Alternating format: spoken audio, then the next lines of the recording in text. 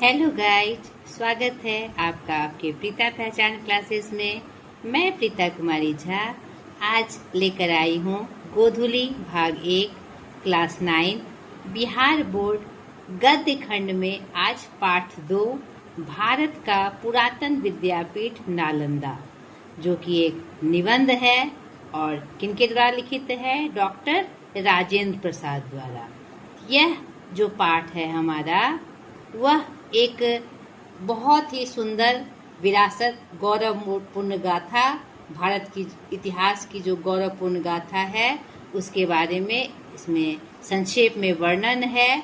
और ये बहुत ही सुंदर ये निबंध और यह तत्कालीन शिक्षा व्यवस्था की एक ऐसी झांकी पेश करता है जिससे हमारी प्राचीन भारतीय शिक्षा एवं विद्या केंद्रों का महत्तम स्वरूप हमें दिखलाई पड़ता है।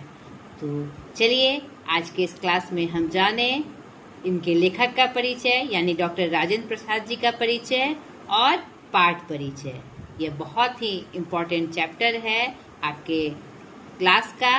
तो और इसमें बहुत सारी महत्वपूर्ण जानकारियाँ दी गई है।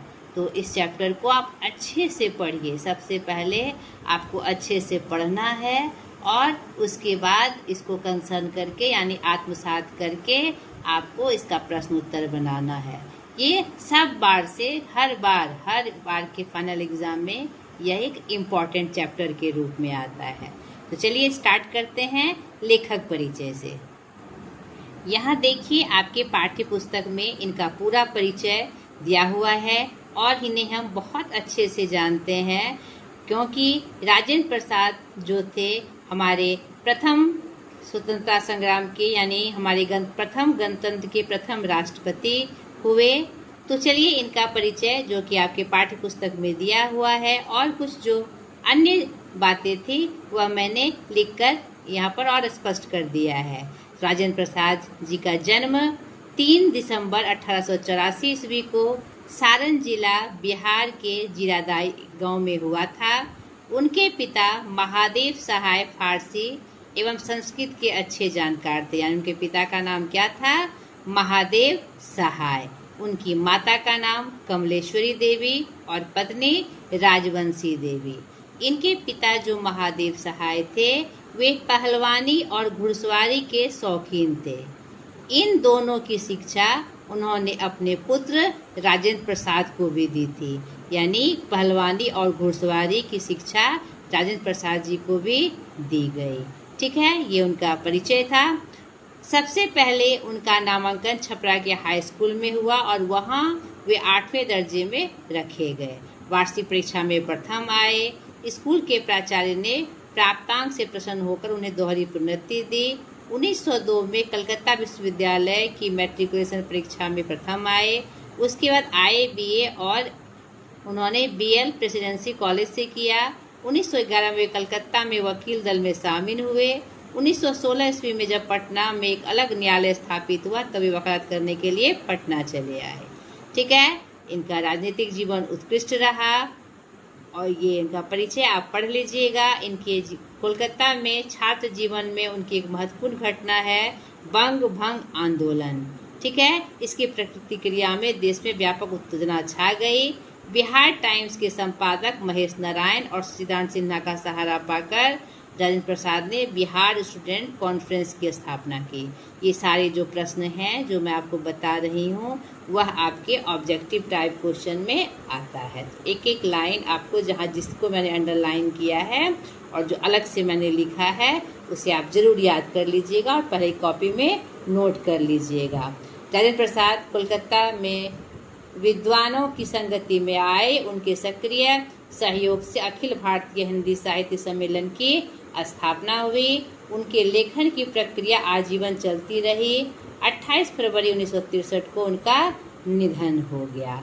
और ये एक और नई बात इनके संदर्भ में मैं बता दूं आपको जो आपके परिचय में नहीं दी हुई है। यह जो राष्ट्रपति हुए 26 जनवरी 1950 से 13 मई 1962 तक वे भारत के राष्ट्रपति रहे। ठीक है, तो यह मैंने पहले ही बता दिया। यह जो आपका पाठ है भारत का पुरातन विद्यापीठ। यह हमारे गौरवपूर्ण गाथा, हमारे इतिहास की गौरवपूर्ण गाथा का एक प्रतीक है, जिसे राजेंद्र प्रसाद जी ने बहुत ही सहजता के साथ हमारे सामने प्रस्तुत किया है। तो चलिए पाठ परिचय में थोड़ा हम देख लें, और पाठ की उत्कृष्ट जानकारी के लिए, अच्छी जानकारी के लिए आपको इसको पढ़ना बहुत आवश्यक है। एकदम पंक्तिबद्ध होते हुए आप इसे पढ़ें और इसे आत्मसात करें। यह आपके विषय वस्तु के नॉलेज को बहुत आगे बढ़ाएगा। तो चलिए थोड़ा पाठ परिचय में हम देख लें। आप देखिए, मैंने जो अंडरलाइन किया हुआ है, आप ध्यान से आप स्क्रीनशॉट लेकर भी रख सकते हैं। उसे आपको देखना है अलग से और उसे कॉपी में नोट करना है, क्योंकि इससे बहुत सारे ऑब्जेक्टिव प्रश्न और सब्जेक्टिव, चाहे वह शॉर्ट टाइप हो या लॉन्ग टाइप हो, इस पार्ट से जरूर आते हैं। तो ये नालंदा जो भारत का पुरातन विद्यापीठ था, विश्व प्रसिद्ध था, इसके बारे में यहाँ पूर्ण जानकारी दी गई है। यहाँ पर देखिए अंडरलाइन जो किया हुआ है, यह आपको अलग से एकदम ऑब्जेक्टिव टाइप के रूप में आपको याद कर लेना है। ठीक है। नालंदा हमारे इतिहास में अत्यंत आकर्षक नाम है। यहाँ पर उनके बारे में पूरी जानकारी देते हुए, यह नालंदा की वाणी एशिया महाद्वीप में पर्वत और समुद्रों के उस पार तक फैल गई थी। यानी पूरे दुनिया में इस विद्यापीठ की चर्चा चली थी और दूर दूर से लोग यहाँ पढ़ने आते थे। ठीक है। देखिए परिचय में ही, गिरिब्रज या राजगृह नामक स्थान में थी। उसी राजगृह के तप्त कुंडों से 7 मील उत्तर की ओर है। ठीक है। बुद्ध के समय नालंदा में प्रावणिकों का आम्रवन था। नालंदा में महावीर और आचार्य मेखलीपुत्र गोसाल की भेंट हुई थी। 14 वर्ष व्यतीत किया था यहाँ पर। ठीक है। ये सब अंडरलाइन मैंने पहले से कर दिया है। तिब्बत के विद्वान इतिहास लेखक लामा तारानाथ के अनुसार नालंदा सारीपुत्र की जन्मभूमि थी। यह सब ऑब्जेक्टिव में आता है। ठीक है। सुदर्जय नामक एक ब्राह्मण विद्वान यहाँ अग्रणी थे। ठीक है। 4वीं सदी में चीनी यात्री फान नालंदा में आए थे। ठीक है। उन्होंने सारीपुत्र के जन्म और परिनिर्वाण स्थान पर निर्मित स्तूप के दर्शन किए। 7वीं सदी में सम्राट हर्षवर्धन के समय जब युवान चांग इस देश में आए तो नालंदा अपनी उन्नति के शिखर पर था। ठीक है। ये सब इम्पोर्टेंट लाइन मैंने अंडरलाइन किए हुए हैं। यहाँ पर देखिए, इस युवान चांग ने एक जातक कहानी का हवाला देते हुए लिखा है कि क्या लिखा है, नालंदा का यह नाम इसलिए पड़ा कि यहाँ अपने पूर्व जन्म में उत्पन्न भगवान बुद्ध को तृप्ति नहीं होती थी। 9 अलदा। सच तो यह है कि ज्ञान के क्षेत्र में जो दान दिया जाता है वह सीमा रहित और अनंत होता है। न उसके बांटने वालों की तृप्ति होती है, न उसे लेने वालों की। और नालंदा विश्वविद्यालय का जन्म जनता के उदार दान से हुआ। सब आपको ऑब्जेक्टिव टाइप में आता है। 8वीं सदी के यशोवर्धन के शिलालेख में नालंदा का बड़ा भव्य वर्णन प्राप्त होता है। चीनी यात्री इत सिंह के समय इस बिहार में 300 बड़े कमरे और 8 मंडप थे। ठीक है। बंगाल के महाराज धर्मपाल देव और देवपाल देव के समय के ताम्रपत्र और मूर्तियां नालंदा की खुदाई में प्राप्त हुई है। ठीक है।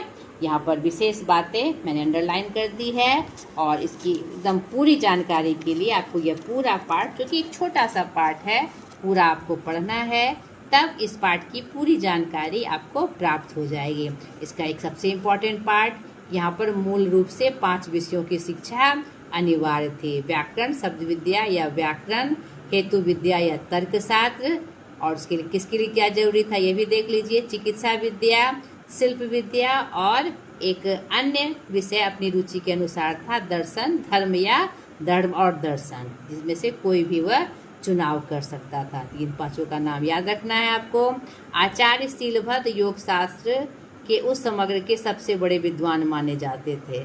उनसे पहले धर्मपाल संस्था के प्रसिद्ध कुलपति थे। शीलभद्र, ज्ञानचंद्र, प्रभामित, स्थिरमती, गुणमती आदि अन्य आचार्य युवान चांग के समकालीन थे। ये नाम भी आपको याद रखना है। ठीक है। जब यहाँ से जाने लगे थे युवान चांग, तो उनको यहाँ पर रुकने का निमंत्रण दिया गया कि यहीं रुकिए, आप यहाँ रुक सकते हैं, प्रस्ताव दिया गया। तो उन्होंने कहा था यह देश बुद्ध की जन्मभूमि है, इसके प्रति प्रेम कम हो जाए ऐसा असंभव है, लेकिन यहाँ मेरे आने का उद्देश्य यही है, मैं दुनिया को इसके बारे में बताऊं। बहुत ही सुंदर बात इसके प्रति। और देखिए, पहले जो तिब्बत के प्रसिद्ध सम्राट सांग गम्पो ने अपने देश में भारतीय लिपि और ज्ञान का प्रचार करने के लिए यहाँ के विद्वान थोनिसम्बोड को नालंदा भेजा था। नालंदा के तंत्र विद्या के प्रमुख आचार्य कमलशील भी तिब्बत गए थे। 749 ईस्वी में तिब्बत में बौद्ध विहार की स्थापना की गई थी। इन विद्वानों में आचार्य पद्मसंभव और दीपशंकर श्री ज्ञानअतीश का नाम उल्लेखनीय है। ये कुछ महत्वपूर्ण पॉइंट्स आपके इस पाठ का है, भारत का पुरातन विद्यापीठ नालंदा। तो आप इसे अच्छे से पढ़ लीजिएगा। मैंने आपको सिर्फ मार्गदर्शन किया है कि ये सब चीज़ें आपको इस पाठ में इसकी जानकारी आपको मिलेगी। तो अच्छे से इस पाठ को आत्मसात करना है, पढ़ना है, ताकि इसकी पूरी जानकारी आपको प्राप्त हो सके। फिर जो प्रश्न उत्तर बनाइएगा तो वो आसान हो। जब तक इसकी विषय वस्तु को नहीं समझेंगे आप प्रश्न उत्तर नहीं कर पाएंगे। तो ये पाठ परिचय मैंने संक्षेप में आपको दिया, और ईमानदारी के साथ इस पाठ को आप पढ़िएगा, अपनी पकड़ मजबूत करिएगा। तो आज के इस वीडियो में इतना ही। अगली वीडियो में इसके प्रश्न उत्तर के साथ मैं हाजिर हो जाऊंगी। आज तक के लिए इतना ही। बाय।